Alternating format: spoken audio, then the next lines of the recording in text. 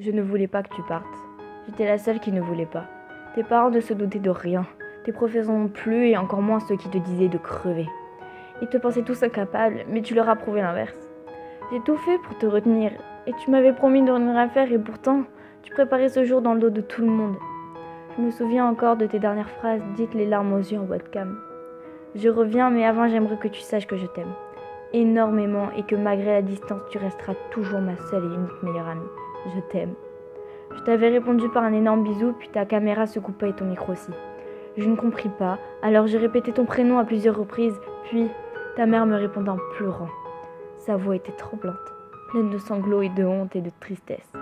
Ton père était arrivé en demandant ce qui se passait, puis je vis son visage se décomposer. Moi, j'étais silencieuse et ne voulais pas croire à tout ça. Je voulais absolument qu'il y ait un malentendu. Tu ne pouvais pas partir maintenant. Au bout de quelques minutes, je demandais pardon à tes parents. Pardon de ne pas avoir réussi à te faire rester, de ne m'être douté de rien et de ne pas en avoir parlé avec eux. Ma mère était arrivée dans ma chambre et c'est à ce moment-là que toutes mes larmes de mon corps s'écoulaient, que ma haine se réveillait. Je m'en voulais car ce n'était pas ceux qui souhaitaient ta mort les fautifs, mais c'était bien moi. Ma mère m'avait emmenée dans ta ville quelques jours après pour ton enterrement. Je me souviens vaguement de ce que le monsieur en noir racontait et puis au fin de compte, qu'est-ce que je m'en foutais. J'étais remplie de haine et de tristesse. À la fin de la cérémonie, je suis restée une vingtaine de minutes à scruter ta tombe, puis en croyant que tu me répondais, je te parlais. Tu as fait gagner les perdants et tu as fait perdre ta meilleure amie.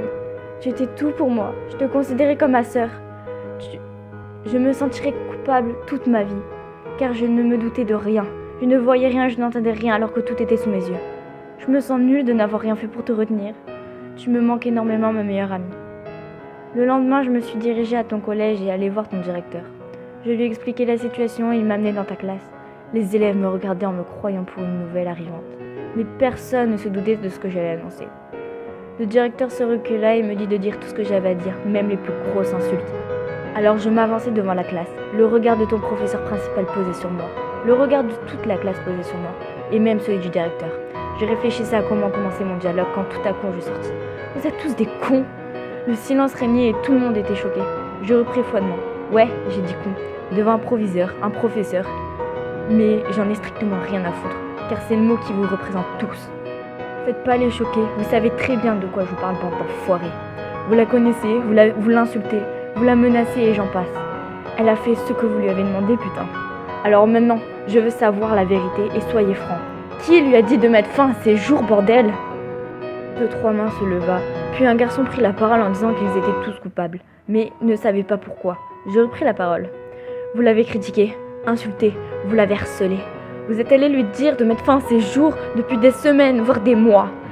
Je l'ai vu se détruire face à moi tous les soirs. Je l'ai vu pleurer toutes les nuits. Je l'ai rassuré tous les jours et je l'ai vu mettre fin à sa vie il y a 3 jours. Mes larmes tombèrent une à une. Les élèves étaient choqués de mes paroles. Le directeur s'avança et annonça une punition. Le professeur principal a avoué qu'il était déçu et moi au sol à pleurer les dernières larmes de mon corps.